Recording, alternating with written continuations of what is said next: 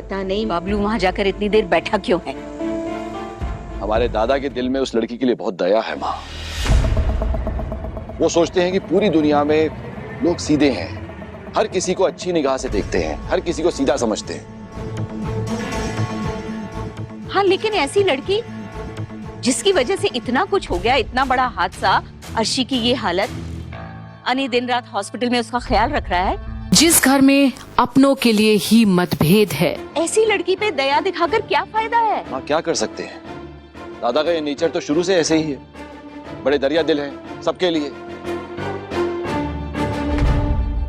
ये तो सिर्फ आपके और बाबा के कारण मैं ज्यादा नहीं बोलता, नहीं तो जो इन्होंने किया है ना, ये दुश्मन भी नहीं करता। मुश्किल समय में परिवार का साथ नहीं दे रहे हैं, बाहर वालों के पीछे भाग रहे हैं। और आज शुभो अपने दादा के बारे में क्या सोचता है बोल ही बैठा। हाँ शुभो, उसे तो हम लोग नहीं समझा पाए, तुम क्या समझाओगे। लेकिन अब हमें क्या करना चाहिए, अब क्या होगा? अब क्या ही होगा, अब तक केस भी फाइल नहीं हुआ है, अनी भी वहां पर नहीं पहुंचा है। क्या वो लड़की सच में इस घर में वापस आ जाएगी? तनुजा प्लीज तुम टेंशन मत लो, अगर उसने आने की कोशिश करी ना तो उसका इलाज भी है मेरे पास। पर अब तनुजा, बिपाशा और दादी सभी शुभो की ओर देखते हैं जब ये कोई छोटा मोटा क्राइम नहीं है जो उसने किया है, खून का इल्जाम है उसके सर पे, खून का। हाँ, अभी हम इस बात को प्रूव नहीं कर पा रहे, लेकिन इसका मतलब ये नहीं है कि इस बात को कभी हम प्रूव नहीं करेंगे।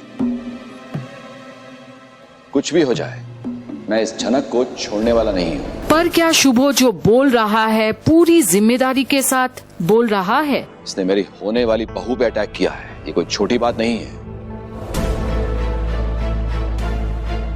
इसका बंदोबस्त तो मैं करके रहूंगा। और शायद यही चाहिए इस वक्त परिवार को शुभो से कि झनक वहाँ दिखे भी नहीं।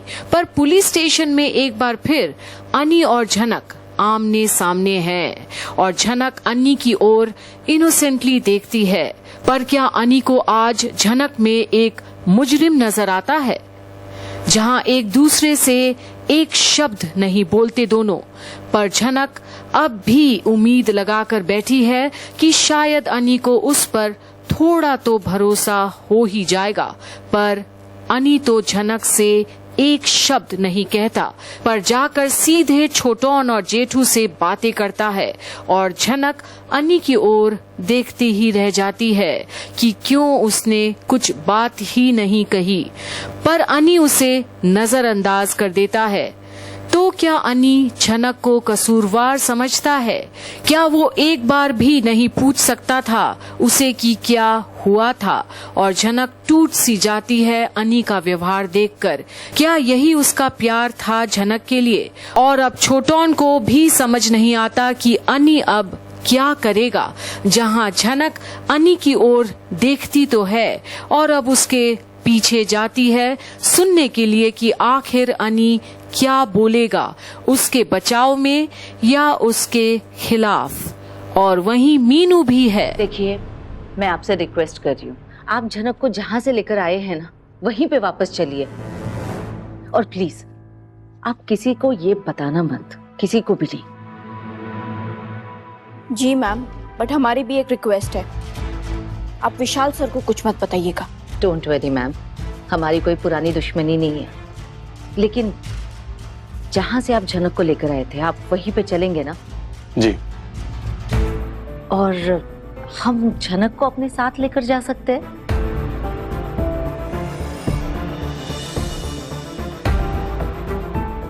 नहीं, अभी फिलहाल आपके साथ नहीं आ सकती वो। अगर वो यहाँ से गई तो हमें प्रॉब्लम हो सकती है। और अब अनी भी आता है ऑफिसर के कैबिन में और सभी उसे वहाँ देख थोड़े हैरान होते हैं कि वो वहाँ क्या बोलने आया है। अब आप यहाँ? ऐसी बुरी खबर सुनी कि मुझसे रुका नहीं गया, आना ही पड़ा। सर, आपकी इन्वेस्टिगेशन अभी भी चल रही है क्या? नहीं, ऑलमोस्ट मेरी इन्वेस्टिगेशन पूरी हो चुकी है। इसके बाद में ये तुम्हारे घर ही जा रहे हैं अनिरुद्ध, केस में जो भी डेवलपमेंट हुई है वो बताने के लिए। और अब अनी क्या सोच रहा है किसी को भी नहीं पता, और ना ही ये कि उसे सबूत मिले भी है या नहीं झनक के खिलाफ। पर सर प्लीज आप मुझे गारंटी दीजिए कि अगर झनक ने ये क्राइम किया है तो उसे सजा मिलनी चाहिए। और अनी को क्या पता कि झनक बाहर सब कुछ सुन रही है और इसका असर उस पर क्या हो रहा है और मीनू पर भी। अनी तो आखिर झनक के लिए हमेशा खड़ा रहता था, तो आज तो उसके खिलाफ अब सख्त कदम उठाएंगे। अटेम्प्ट टू मर्डर की जो भी सजा होती है आप उसे दिलवाएंगे। मेरी होने वाली बीवी हॉस्पिटल में, मेंटल ट्रॉमा हुआ है उसे, शॉक में है, वो किसी से बात नहीं कर रही है। पर क्या अनी को एहसास भी है कि आज जो वो ट्रॉमा और शॉक झनक को भी दे रहा है, उस पर शक करके? उसके पैर पूरी तरह से जल चुके हैं। पता नहीं वो ठीक भी होगी कि नहीं, पता नहीं वो फिर से डांस करेगी या नहीं, मुझे कुछ नहीं पता। मुझे ये भी नहीं पता कि इसकी भरपाई कैसे होगी।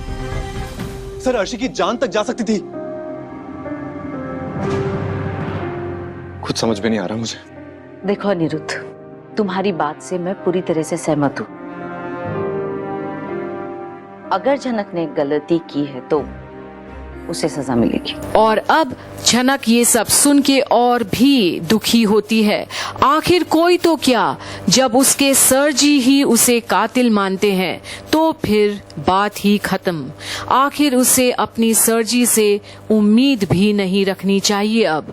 और अब ऑफिसर मीनू से कहता है, ओके मैडम, आप चलिए, मैं सबूत लेके आता हूँ। हाँ, पर झनक को अपने साथ लेकर आएंगे ना सर आप?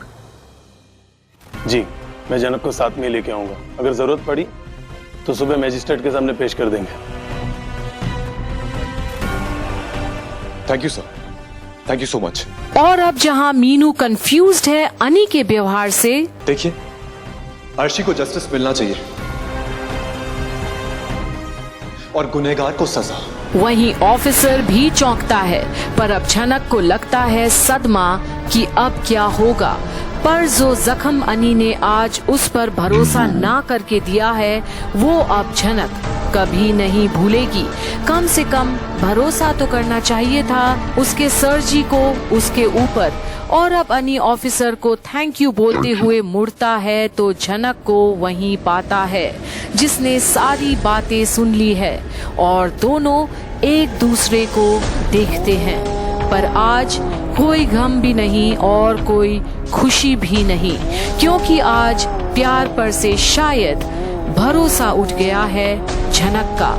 कोई कैसे ऐसे बीच मझधार में छोड़ सकता है जब उसे प्यार का वादा दिया था अनी ने? क्या झनक उसके लिए सिर्फ एक इस्तेमाल करने वाली चीज रह गई थी? क्या यही था अनी का प्यार, जहां झनक से एक बार बोला था कि वो उसके बगैर जी नहीं सकेगा? तो आज ऐसा क्यों व्यवहार अनी का झनक के प्रति? और आज उसे ही इल्जामों के बीच छोड़कर उस पर भरोसा ना करके जा रहा है अनी। क्या झनक का भरोसा टूट जाएगा अनी पर से, जहां मीनू भी चौंकती है ये सब सुनकर अनी से? झनक, हम अभी जा रहे हैं और तुम्हें पुलिस के साथ आना पड़ेगा, ठीक है? पर क्या आगे क्या होगा, क्योंकि झनक तो बेगुनाह ही है। तो आखिर अब अनी कैसे सुधारेगा अपना व्यवहार? देखते रहिए झनक की सारी अपडेट्स यहीं पर, जहां हम आपको बताएंगे कि आखिर क्या अनी फिर भी हाथ बढ़ाएगा झनक की ओर, पर क्या झनक थामेगी अब अनी का हाथ? देखते रहिए यहीं कंप्लीट बॉलीवुड पर सारी अपडेट्स।